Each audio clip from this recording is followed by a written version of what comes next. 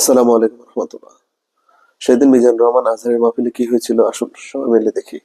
সিলেট আজকে কি করছো এটা মনে থাকবে।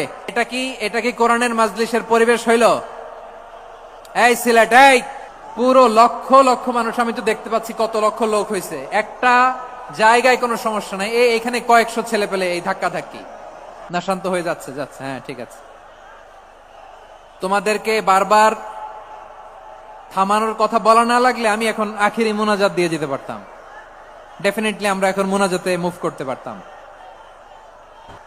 না নিজে শুনতে পারতেছো, না অন্যকে শুনতে দিচ্ছ, না আমাকে বলতে দিচ্ছ। কি করতেছো তোমরা? এগুলো কি করতেছো?